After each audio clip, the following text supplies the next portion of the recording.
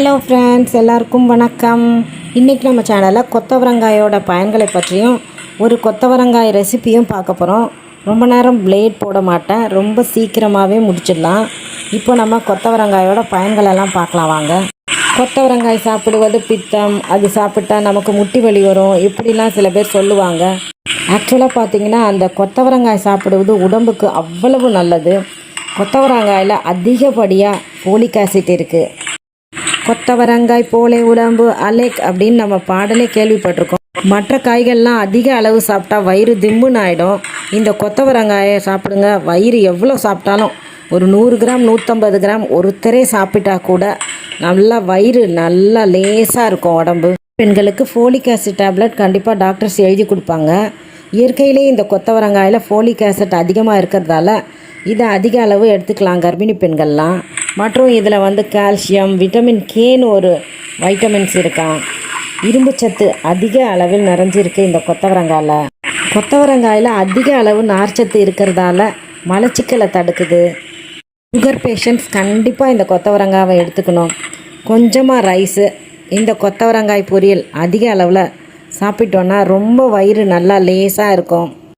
கன்சீவாக இருக்க பெண்களுக்கெல்லாம் doctors calcium tablet கொடுப்பாங்க, இரும்பு சத்திர மாத்திரை கொடுப்பாங்க, ஃபோலிக் ஆசிட் மாத்திரை கொடுப்பாங்க.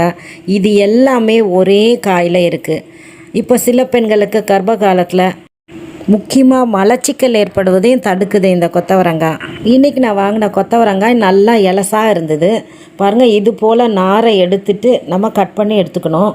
நார் இல்லைன்னா 4-5 சேர்த்து தலையும் வாழையும் கட் பண்ணி போட்டுட்டு நம்ம 1 இன்ச்சு நீளத்துக்கு கட் பண்ணி எடுத்துக்கலாம். ரொம்ப பொடியாக வேண்டாம், இது போல் கட் பண்ணி எடுத்துக்கோங்க. கொஞ்சம் முத்தலாக இருந்தால் கண்டிப்பாக நார் எடுத்துருங்க. கொஞ்சம் லைட்டாக கட் பண்ணிவிட்டு இழுத்தோன்னா சின்ன சின்னதாக நார் வரும். பொறுமையாக உட்காந்து நம்ம கட் பண்ணிடலாம். கட் பண்ணி எடுத்துட்டு எல்லாத்தையும் இது போல் கட் பண்ணி எடுத்துடலாம். இன்றைக்கி நான் வாங்கினதில் 1-2 தான் முத்தலாக இருந்தது. அதை மட்டும் நார் எடுத்துகிட்டு இது போல் சேர்த்து வச்சு எல்லாத்தையும் கட் பண்ணி எடுத்துட்டேன். முன்னையெல்லாம் கொத்தவரங்காய் ரொம்ப சீப்பாக கிடைக்கும். இப்போல்லாம் 1/4 கிலோவே 20 ரூபாய் 25 ரூபான்னு கடைகளில் கிடைக்கிது. இது போல் 1 இன்ச்சு நீளத்துக்கு நறுக்குனா தான் நல்லாயிருக்கும். இதை விட நீங்கள் பொடியாக நறுக்குனிங்கன்னா அது நம்ம வேக வைக்கும்போது குழஞ்சி போயிடும். பாருங்கள், ஒரே அளவாக எல்லாம் நறுக்கி எடுத்தாச்சு. நல்ல முத்தலான கொத்தவரங்காயை பார்த்தீங்கன்னா நம்ம முதுகு எலும்பு மாதிரியே இருக்கும் அது பார்க்கறதுக்கு. இந்த கொத்தவரங்காய்க்கு சீனி இறக்காய் அப்படின்னு ஒரு பேரும் உண்டு. இப்போ நம்ம குக்கரில் கட் பண்ணி வச்சுருந்தா எல்லா கொத்தவரங்காயும் சேர்த்துக்கலாம். தேவையான அளவு கல்லுப்பு சேர்த்துக்கோங்க. ஒரு 1/2 டம்ளருக்கு கொஞ்சம் அதிகமாகவே தண்ணி சேர்த்து நல்லா மூடி வச்சுருங்க. 1 விசில் வந்த உடனே ஆஃப் பண்ணிவிட்டு உடனே ஓப்பன் பண்ணிவிடுங்க.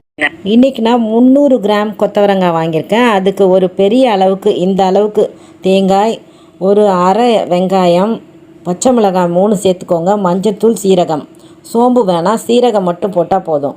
பச்சை மிளகாய்க்கு பதிலாக நீங்கள் காஞ்ச மிளகாய் சேர்த்தும் அரைச்சிக்கலாம். தண்ணி நிறையா விடாமல் கரகரப்பாக அரைச்சி எடுத்து வச்சுக்கோங்க. பாருங்கள், கொத்தவரங்காயை உடனே ஓப்பன் பண்ணிட்டேன்.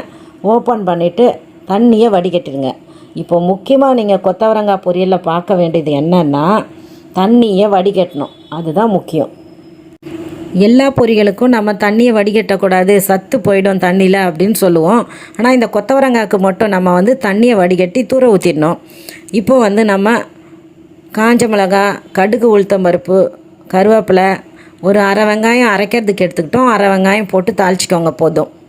இப்போது அதை போட்டு காயும் சேர்த்து நல்லா வதக்கிடுங்க. ஹையில் வைங்க.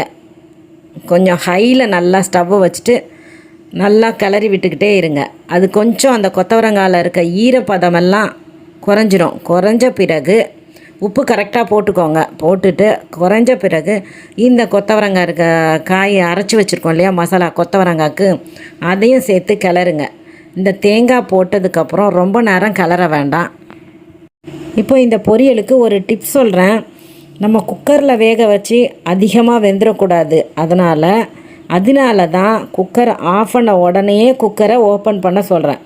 இல்லை உங்கள் குக்கர் 1 விசில் வச்சா கூட ரொம்ப வெந்துடும் அப்படின்னு இருந்ததுன்னா நீங்கள் தனியாக ஒரு 10 நிமிஷம் கொதிக்க விட்டு கொத்தவரங்காய் ஆஃப் பண்ணிட்டு வடிகட்டிட்டு இந்த பொரியலை ரெடி பண்ணலாம். பாருங்கள், சத்துக்கள் நிறைந்த கொத்தவரங்காய் பொரியல் ரெடி ஆயிடுச்சு. சாம்பார், பருப்பு குழம்பு, ரசம், தயிர் சாதம் எல்லாத்துக்குமே சைட் டிஷ்ஷாக எடுத்துக்கலாம் இந்த பொரியலை. இந்த காயில் பித்தம் ஒன்றும் கிடையவே கிடையாது. நம்ம தண்ணியும் அடிச்சிடுறோம். சீரகம் சேர்த்து செய்வதால் பித்தம் கிடையவே கிடையாது. நம்ம முட்டி வலி வரும், அதெல்லாம் கிடையவே கிடையாது. கர்ப்பிணி பெண்களும் சுகர் பேஷண்ட்ஸும் கண்டிப்பாக நல்லாவே சாப்பிட்லாம் இதை. இந்த மெத்தடில் பொரியல் பண்ணி பாருங்கள். சாப்பிட மாட்டேன்னு சொன்னவங்கெல்லாம் காயை பார்த்துட்டா வீட்டுக்கு வாங்கிட்டு வந்துட்டு பொரியல் செய்யன்னு சொல்லுவாங்க. இந்த ரெசிபி பிடிச்சிருந்தா ஃப்ரெண்ட்ஸ் ரிலேட்டிவ்ஸ்க்கெலாம் ஷேர் பண்ணுங்கள். நம்ம சேனலை சப்ஸ்கிரைப் பண்ணுங்கள், லைக் பண்ணுங்கள், கமெண்ட் பண்ணுங்கள். Okay friends, thank you.